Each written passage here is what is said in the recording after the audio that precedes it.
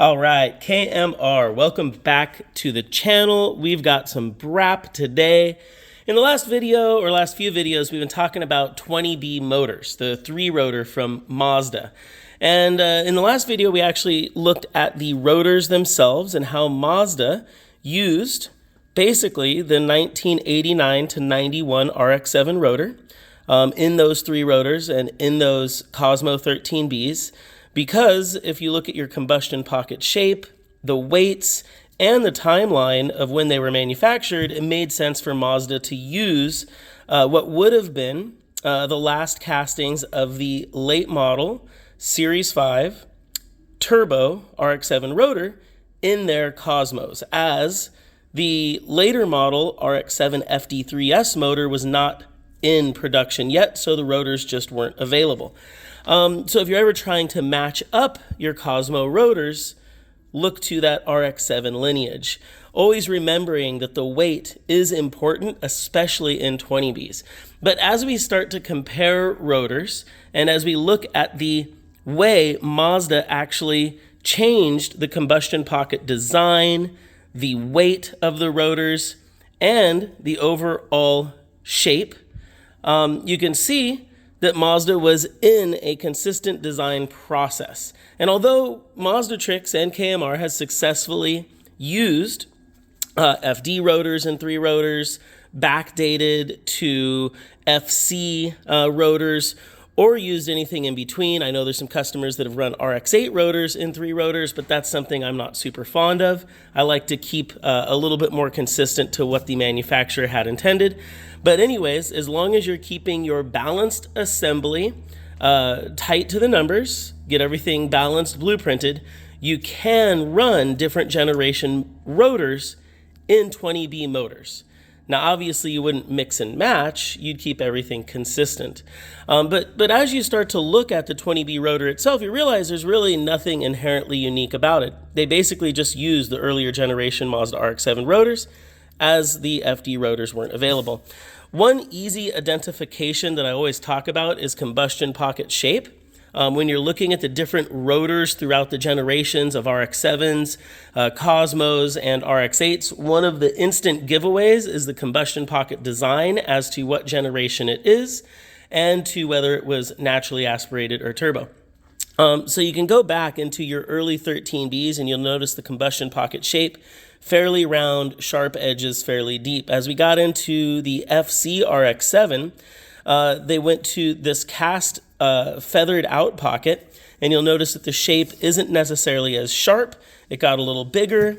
They reduced compression in the turbos and left the compression similar in the naturally aspirated motors, kind of continuing in the direction that they wanted to go. As the rotors got lighter, they moved from 3 millimeter to 2 millimeter, so the apex seals got lighter as well. But the overall apex seal depth stayed consistent through all of the RX-7s and Cosmos up to the RX-8. So easy identification, early 13B rotors, 3 millimeter, sharp rounded pocket. As we get into the FC, the first generation of FC RX-7, 86 to 88, went 2 millimeter apex seal groove, cast pocket with, I don't know what to call that, feathered edges, laid over edges, a chamfered edge. And one of the downfalls to this design is this pocket's consistency is not consistent. When you run Series 4 rotors, there are slight variations in pocket shape. I don't notice any performance deficiency from that, but it's very notable that these marks and these castings had some shift. I would call it core shift in the manufacturing process. As we moved into 1989-91, which would have been the Series 5 rotor, you can see that Mazda shifted to machining the pockets. So they had basically retooled the casting, gone slightly lighter in the rotor itself, reduced its weight, kept the apex seal groove the same, and ended up machining the pockets. So as you move into Series 5, the rotors got lighter and a lot more consistent of a pocket shape. And that goes for both the turbo and naturally aspirated rotors. And you can always identify a turbo rotor by the T. They'll have a T And a non-turbo rotor will have no T. I'm sorry, that's a Racing Beat lightweight rotor, so they machined everything right off of it. But there would be no T on that, and you can see that the combustion pocket is actually shallower.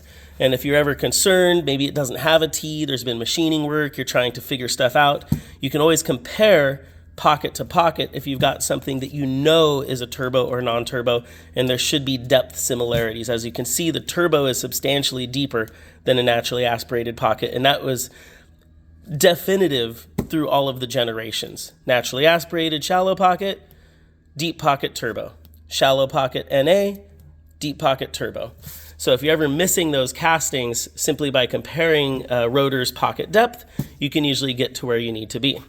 But like I was saying, the shape of the pocket got a lot more consistent. The castings themselves got lighter and more consistent, and that was really when Mazda went and built the Cosmos. And as I pointed out in the previous video, the Cosmo motors, the 20Bs, had a very consistent gram spread, usually keeping the rotor's total gram spread within 5, maybe 8 grams, which was way better than the 13Bs.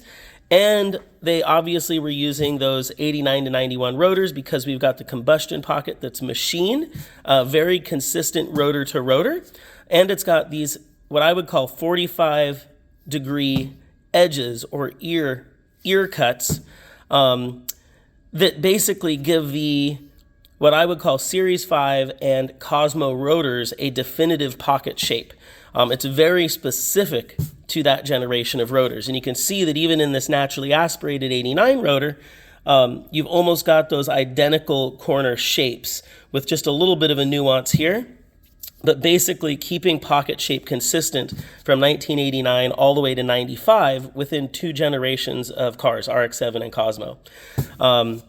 As you get into the RX-7 rotor, apex seal depth stayed the same. The rotors got slightly lighter. And the pocket shape changed once again. So we had a slight change in compression ratio as we went to the 93 to 95 in the US or 99 spec around parts of the world. And again, Mazda went in and redesigned, lightened, adjusted pocket compression shape into what I would call something fairly distinct. And I always call this the square pocket. FD rotors, compared to all other rotors, have an excessively square pocket shape, even though it's got this little bit of layover chamfer similar to the 89s or the Cosmos. It's definitively more square in its design, and it's always machined. So kind of giveaways on how to identify rotors and their interchangeability. You really can move the rotors around between generations. If you wanted to run 93 rotors in an FC or FC rotors in a 93 or RX-8 rotors in a Cosmo, it can all be done, but it's all about keeping them consistent, getting them matched, blueprinted, and understanding what their performance benefits or negatives are. Obviously, the compression has gone up as we've gotten into the later model, and the weight has gone down. And I think a lot of the times people want to jump right to the RX-8 as it is the lightest and high compression, but depending on what you're building, it may not be the best rotor for you. And because they require machine work to get into RX-7 motors, meaning the apex seal height is different, it does require more work than using traditional RX-7 rotors in RX-7 motors or Cosmo motors. So for me personally, and what I see with Mazda Tricks and a lot of other upper-end rotary shops, most of your high-end builds or your 3-rotor, 4-rotor, 5-rotor builds are still using these middle generation rotors. If you're going naturally aspirated, then obviously the 89 to 91 is probably one of your best bets. If you're trying to restore a Cosmo motor, then your turbo 89 to 95 rotors would be what you're looking for. And if you're in a pinch, the FD3S rotor is good in any turbo application. It's a go-to, it's a favorite. They're just expensive and not always the easiest to find. So I hope that this technical information wasn't too much.